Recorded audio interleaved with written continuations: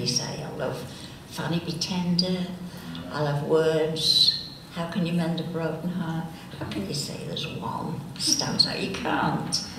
But they're all my favourites. So what can you say? All of them. Very diplomatic. And if I said one wrong, they'd kill me.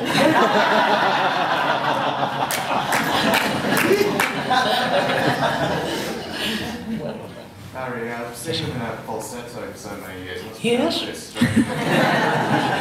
It must put a bit of strain on the voice. Do you have to do much work to kind of keep it? Well, there's always a little bit of warming up, but you know, it's still there, and so you know, like an old friend in the dark, you know.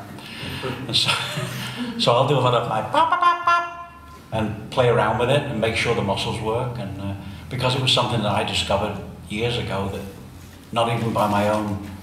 It was someone else that asked me if I could scream in tune, so I just went out and tried it. It was Reef Mardin, in fact, the producer.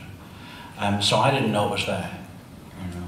And then everybody wanted every song to sound like that, so it became exhausting. Yeah, I get it, but I still love doing it. What's your favourite song to sing? Wow, To Love Somebody is probably my favourite, but I have a whole bunch of, you know, I try to make every song, no matter how deep is your love, I try to make every song I do something I'm looking forward to singing. You know, then it's not hard work, because then I look at the list and oh, this one's next, I love this one. So I gotta love it, you know. Sammy, whatever Sammy sings, she's gotta love it. And that's the philosophy. Don't sing songs that for the sake of singing a song. Barry, do you contemplate looking at that extended family of yours that you're probably responsible for indirectly? For a lot of other children in the world as well. What are you inferring? Indirectly. I don't think oh, I get your point.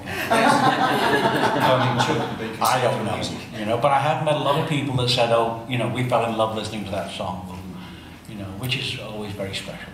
So, and it tells you, oh, maybe it's a good song.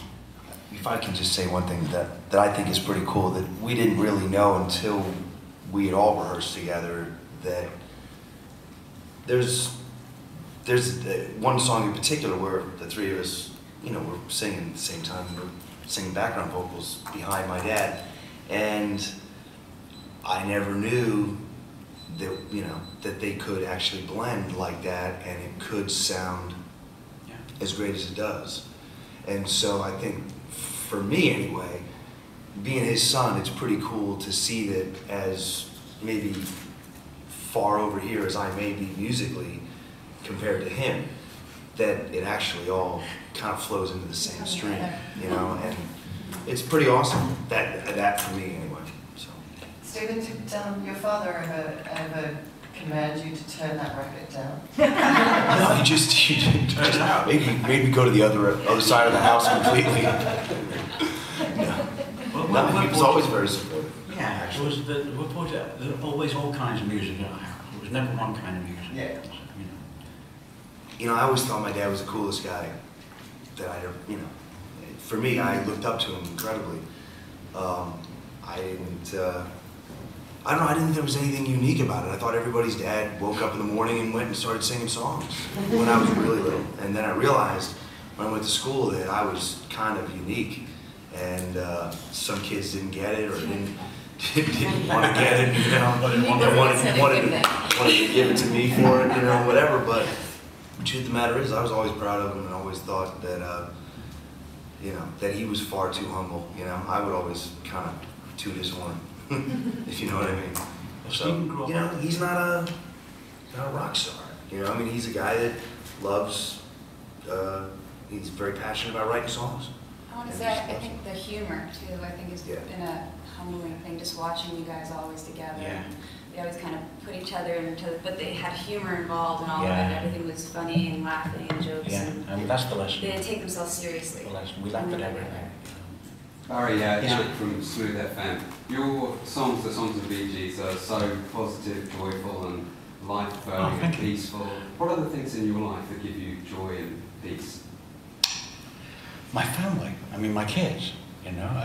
I see things, you know, if there's anything I've got in life is I see things actually as they really are. I don't have any illusions about anything, you know, and I think that's a good thing for me. I don't ride some kind of crazy thing, you know. It's all very real to me, and people come across to me as direct and real. So yeah, I'd have to say my kids and seeing my grandkids, and you know, I said this earlier, but that's really it. And for all of us, when the three of us were writing all together, it was always a personal, private thing. Nobody really saw us write, you know. And I always cherish that, because nobody saw it. And so nobody knew who really did what, and we liked it like that.